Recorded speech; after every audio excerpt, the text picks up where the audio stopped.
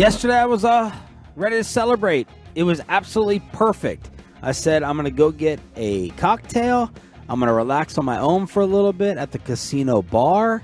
And I'm walking there before dinner by myself, catch up with my parents, and I see Brian Broaddus, Eric, and Zach. They tell me that Mike Zimmer has been hired. I'm like, here we go, here we go. Why did he say that? And I'm like, give me all the drinks. Give me $20 cocktails. Here we go. And then I eat dinner, and I'm celebrating, and we're all, well, I wasn't happy. I was with Bobby. But that's a good time. Then right before I go to sleep, someone I really, really trust with the Cowboys texts me and says, just so you know, the deal is not done yet. McCarthy texts you like that? No, he texts Tom Pelissero like that. NFL Network, the guy who broke the story. And I was like, okay, a little bit weird. And then I wake up and I'm like, what? No, this is a done deal. And then I just got another text from a different person about 15, 20 minutes ago saying, Daddy, it's still being held up a little bit. So, Bobby Belt, Cowboys insider, what gives, bro? So, I typically feel like when these sort of things happen, when you get any sort of like, oh, look, it's not done yet, don't count your chickens before they hatch, usually that's naturally skittish people who are just a little like, oh, nothing's done yet, let's not jinx this. Paranoid people. Yeah, a little bit of paranoid. Now, could something go sideways? I would assume so. I think Pelissero reporting on any hire with the Cowboys is about as strong as you could get. And so, because he's the one who did the analytical offseason Mike makeover piece, right? Yeah, it was him and Peter King. And then Jay Glazer doing his own thing behind the scenes. So those three, you can say thank you for the Mike McCarthy hire. But I think that if Pelissero's saying that's done, I would be willing to bet that's pretty much done. That seems like a pretty strong endorsement. This isn't Jake Fisher reporting this. This is Tom Pelissero, and he's got a beat on anything that the Cowboys do. And as long as Mike McCarthy isn't in that building, Tom Pelissero is going to have a pretty good beat on anything the Cowboys do. And I was extra pumped up because Darren Woodson was on the Fan out here at Radio Row, and poor Darren Woodson not getting into the Hall of Fame again last night, but Woody getting me hype on G-Bag, talking about what the Cowboys would be getting in Zim. I can't tell you how many times this year he and I talked about football, like every week. Yeah. Like every week he's calling about so-and-so and this and that, and he's just so engaged in the game that, again, I'm biased by it, but, if you want someone that's going to shock the system, he's not going to be your best friend. He's just not. I mean, he and I became friends after a long time because there was a respect factor that ended up being a friendship, but he's tough, hard-nosed. Some players will not want to play for him because the expectations are gonna be harder than they've expected in the last few years. Sure. But he knows the game better than anyone, and he's gonna coach hard. And I think that, to me, that's the shock this team needs. Music to my ears. Why? Because of this exact clip from DeMarcus Lawrence yesterday that had Cowboy Tolos heads popping off, losing their minds after Shannon Sharp asked Tank, why aren't you guys playing in this game?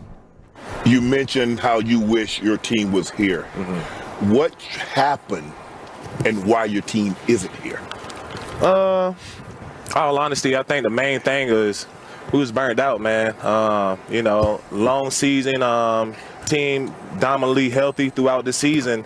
The legs get tired, but also, you got to give hats off to Green Bay, man. They came out with a great game plan, rolling out towards Micah and then running away from me. I feel like, that's what they needed to, get their game started, and they jumped on us fast.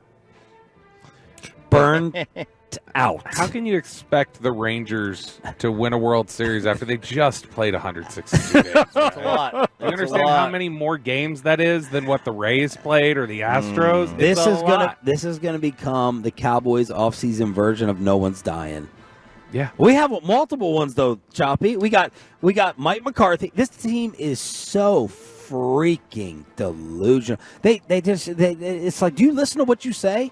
Do you listen to what you say? And it goes back to what Mark Schlereth was talking about an hour ago. Like, all these things add up and tell you the story. It explains it.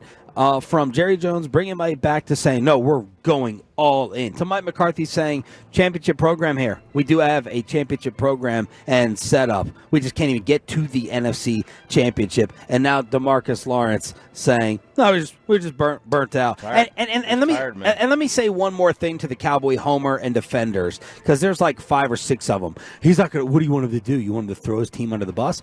You don't have to throw them under the bus if you are doing that in your answer. I want you to come up with a better answer, because that answer was so stupid to say. Oh, just burn out, man. I just didn't have the legs for it anymore. You can't come up with another thing to say. As people are like, Tank Lawrence doesn't feel that way. He usually calls people out more so than anyone else. Like, I'm more upset with like the intelligence of the response than I am the actual response that he may not have meant. He may have meant it. Like, he may be right. He may be accurate. Like, that really may be it. Like, they may have been tired. And if that's the truth, and I'm fine. If it's the truth, I'm fine with it. I'd rather him say that than give some phony answer. I'm not fine with that them being a reality? running out of gas. This team didn't even play second halves of the ass whippings they gave to the scrubs they beat up. I'm not saying I'm okay with, like, that being the issue. I'm saying if he's telling the truth, I'm fine with him telling the truth. If he's telling the truth, several people should have been fired this offseason because that's you're giving Where's Wojcik? You're giving your team a competitive disadvantage over 31 others. Look, I mean, because in all honesty, it's not like this. I thought Mike tracked all the GPSs. Yeah, I thought we had the Garmin out. Yeah. Isn't this a football team that we keep talking about how finesse they are?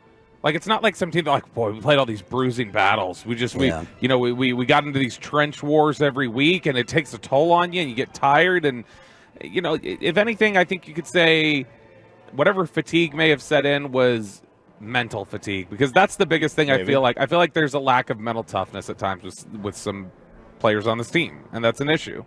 So this is part of the reason I was like, bring in Belichick, although this week talking to some people has, like, made me back off of that a little bit. Bring in Belichick, Mike Zimmer, crack the heads. Emmett Smith yesterday on CBS Sports Radio said Jerry Jones ain't working with Bill Belichick.